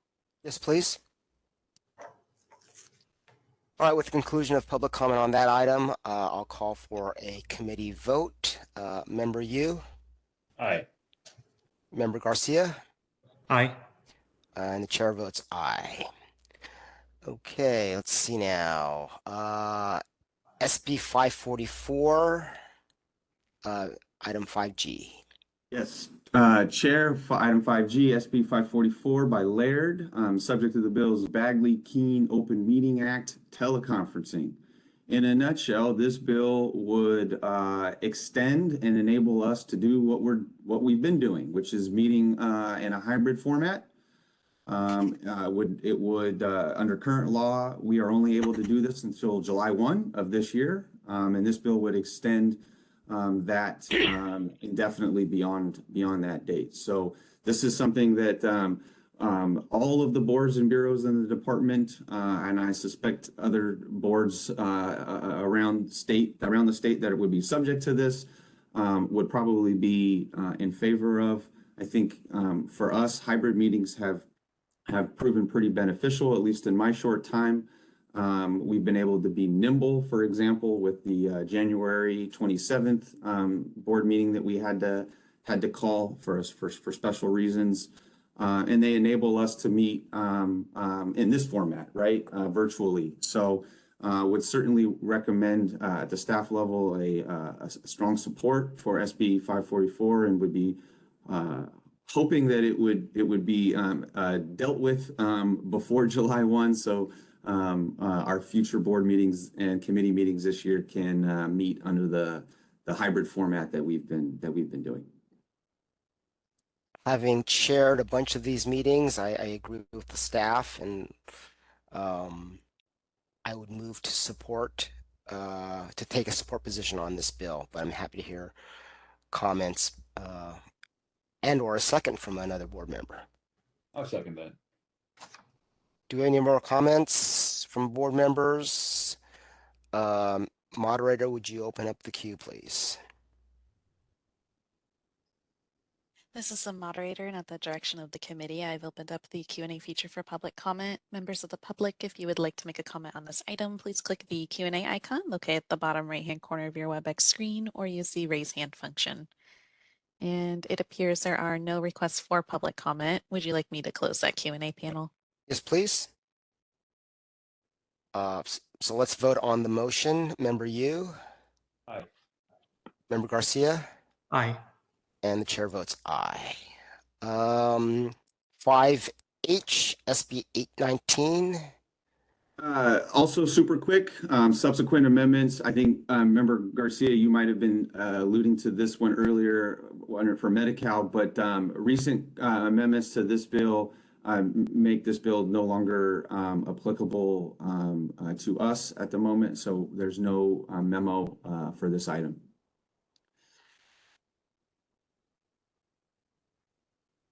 Let's move on to item 6. Right.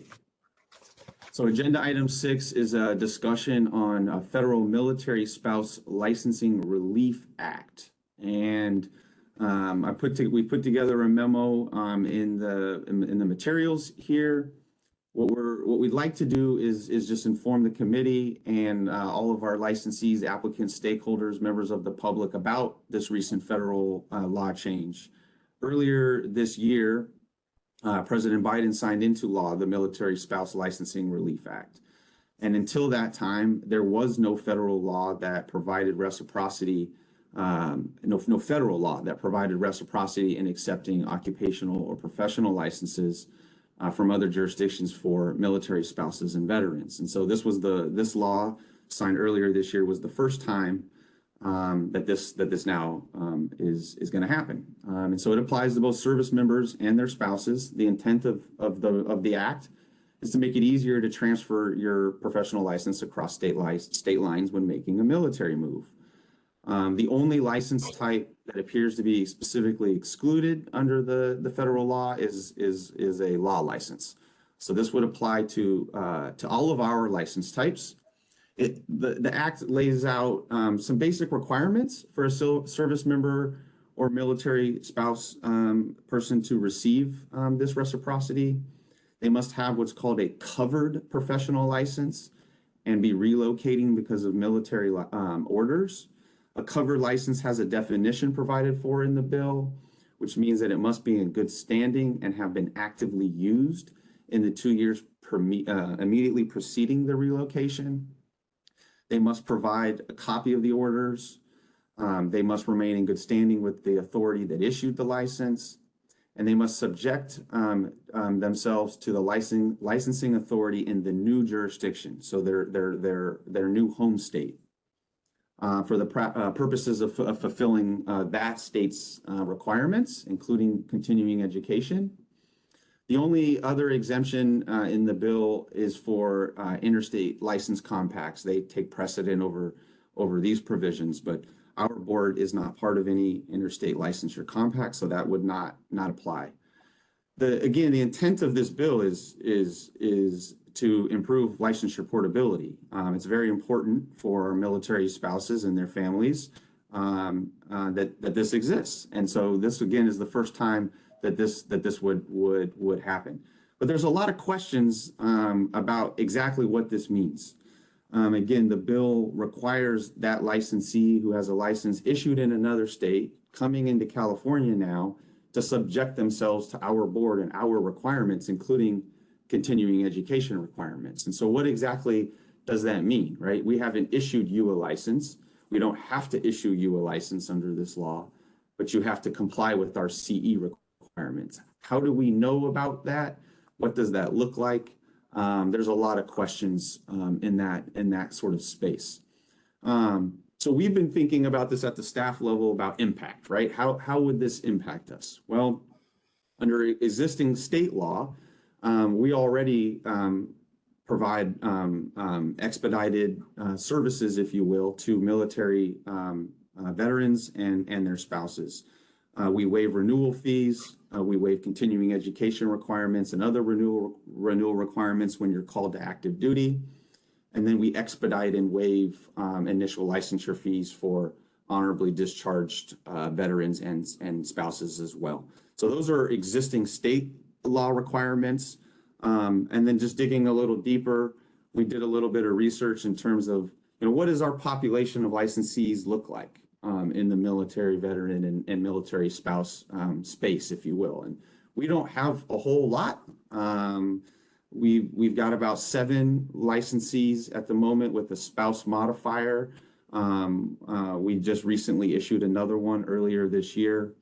We have 3 active duty military optometry licensees, with the most recent being issued earlier this year.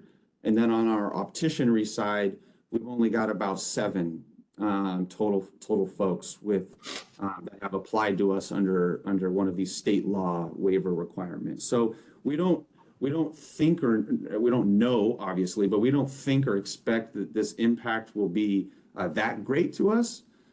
Subsequent to putting together these materials, we have had one constituent contact us already about this federal law and asking questions about what it means and what information we have about it.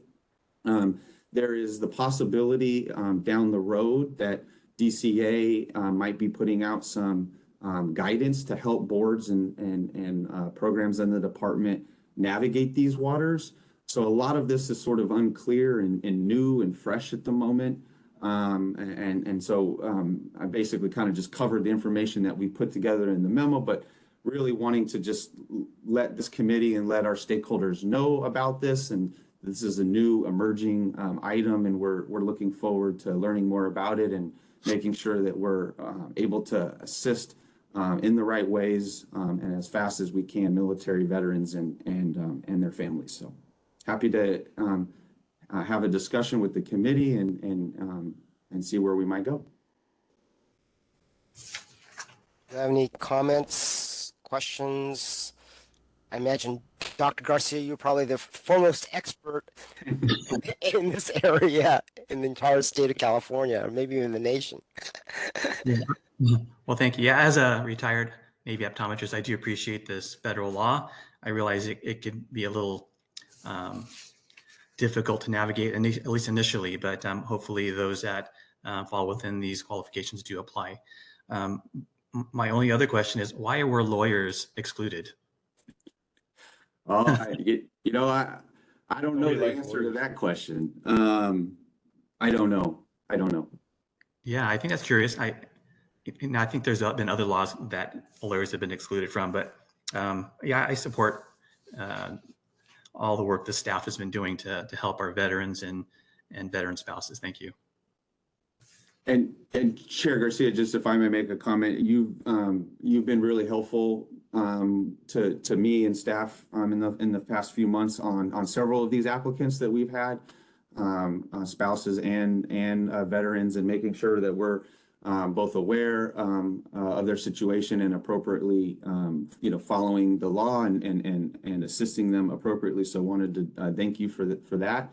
And certainly looking forward to learning more about this issue and how we as a board can best assist veterans and their spouses and families when they find themselves in these situations. So looking forward to more to come on this one. So, Mr. Executive Officer, there's no committee action required for this item. Is that correct?